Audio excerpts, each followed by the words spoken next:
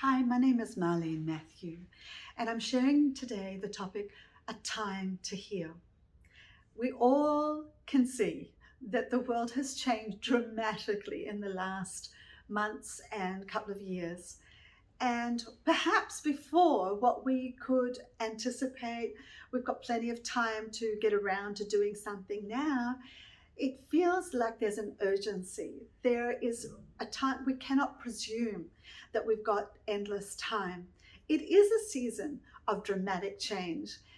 What once was one country, now you can't travel between one state and the other, one country and the other. Borders shut at the drop of a hat, and you can't predict what tomorrow will bring.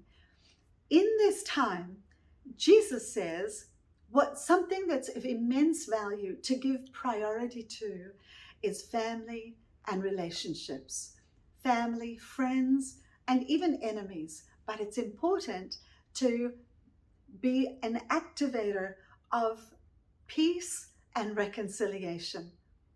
Sometimes we might think, I can't do anything about that relationship. That person, that cousin, that uncle, that brother has been angry, annoyed, offended, whatever, and I can't do anything. Jesus says in Matthew chapter 5, verse 24, he says, if you are standing before the altar in the temple and offering a sacrifice to God, and you suddenly remember that someone, your brother, sister, or whoever, has something against you, leave your sacrifice there beside the altar, go and be reconciled to the person. God will wait. Go and be reconciled to the person, then come and offer your sacrifice to God.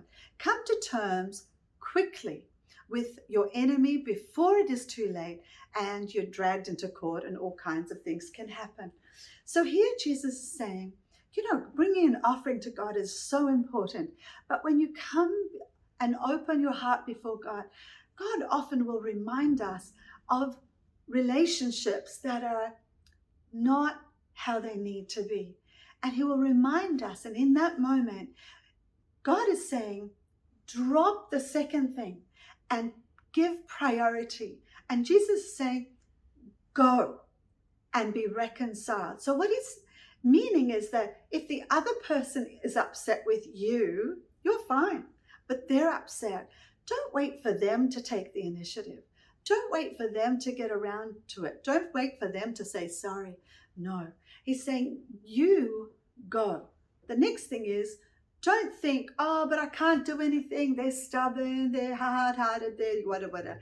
No, he's saying, you take action, take initiative, and take courage and go do something.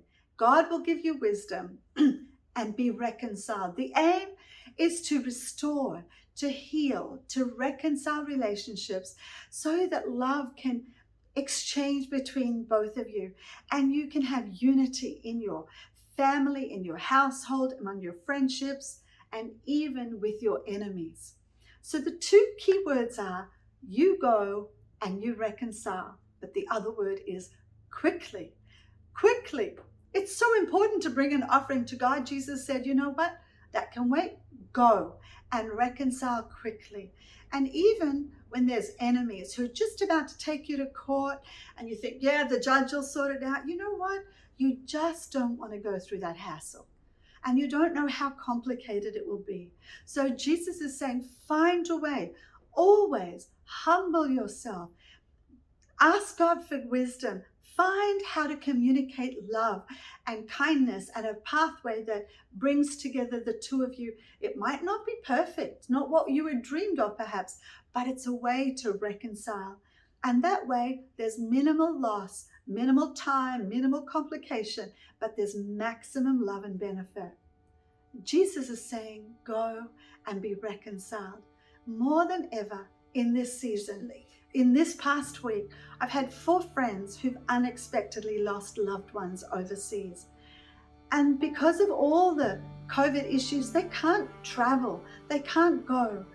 And yet, because they had been loving and kind in their relationships over the years, there was no sense of remorse, regret, longing. There was a peace. There's sadness, but there was a peace.